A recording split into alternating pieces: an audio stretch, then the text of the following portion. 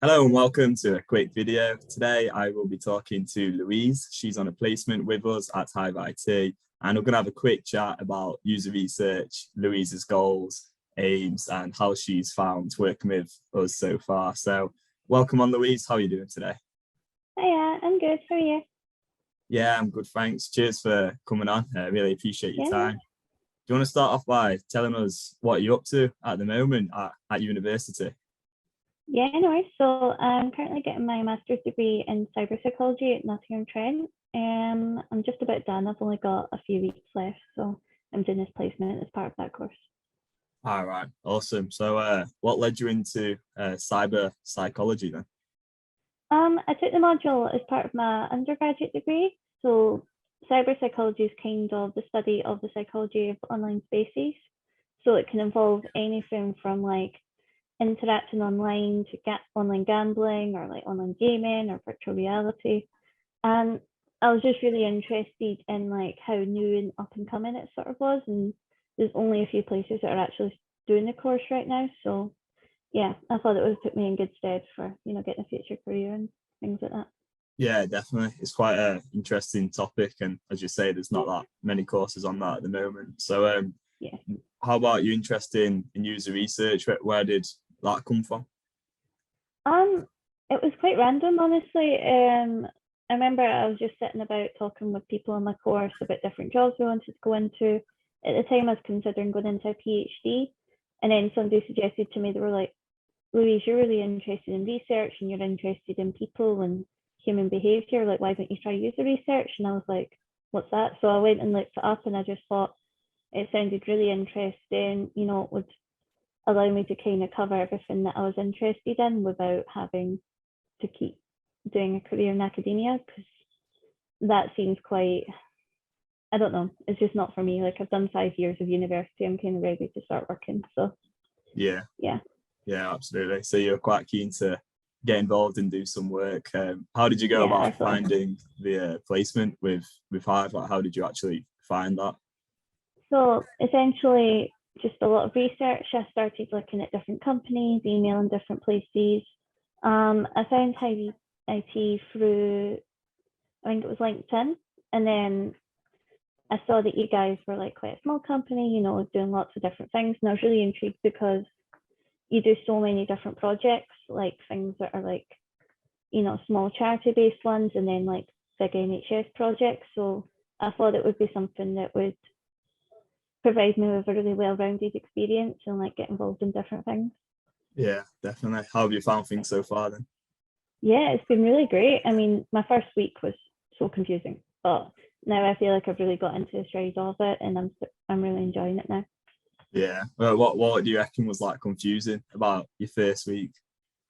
Um, so my first week I was doing Agile Training, and I didn't know the first thing about it. So he's throwing all these words at me, and I'm like, what does this mean? I'm writing everything down to try and like look at it later. But once I kind of got a sense of the sort of language that people use and like the different terminology, it kind of got a lot easier as I went on.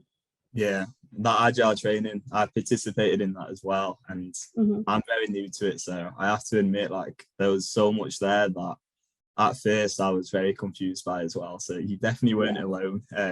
Okay. And I remember actually in those sessions, quite a lot of the time you were like asking questions, which I Yeah. thought was like quite brave and very, very helpful anyway for me, because I'm pretty sure I didn't know the answers to any of the questions you were asking. So Yeah. like I try to have the mindset of there's no stupid questions, and the only way you're going to get an answer is by asking. So oh, absolutely, yeah. I mean, yeah, as I say, it did help. So yeah, what other sort of stuff other than the agile training have you been up to so far? I've been working on. I've done a lot of shadowing, a lot of meetings, kind of seeing how things work. And currently I'm working on a project where I'm going to be doing user testing sessions for a Sheffield Mental Health guide. So I've been coming up with different scenarios to use for that. And then I'm going to be running them in the next few weeks and doing a little bit of analysis and presenting my findings. So Yeah, I'm really excited for that.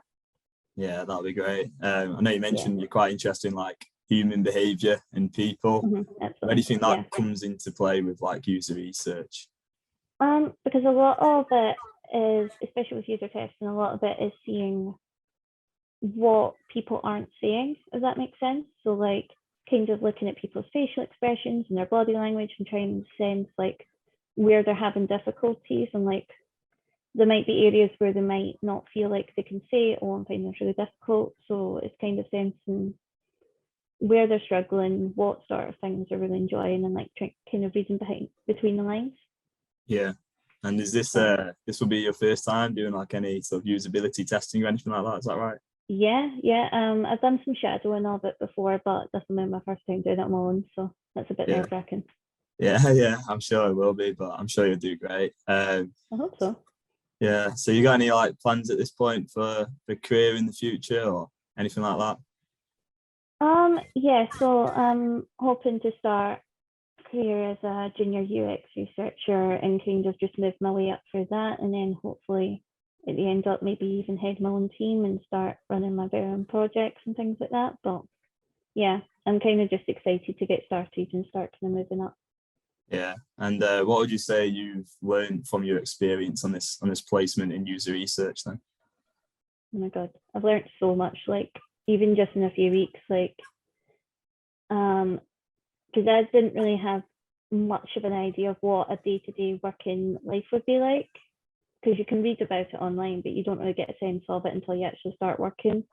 So I guess it's like more seeing what people are actually doing each day, seeing how much work actually goes into all of these different moving parts and how everybody can work together, and just kind of seeing how something can go from the very beginning of a project to the very end, because I've kind of been able to sit in all different stages of different projects. So yeah, that's great that you got a bit of experience like within the different stages, because there is so many different stages. And I think in that agile training we kind of came to understand how there's like so many different processes and ways that you can approach a project, which I personally found really interesting as well.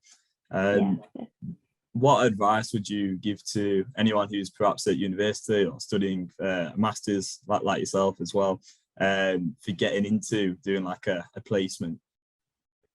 Do your research.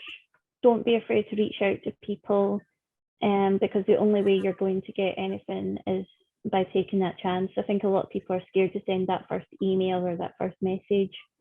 But yeah, and use LinkedIn, because that's honestly the most helpful tool for finding different companies and interacting with different people as well. Yeah, awesome. Thank you so much for joining me again. Really appreciate your time. Thank you. Thank you to anyone watching or listening, and I hope you have an amazing rest of your day.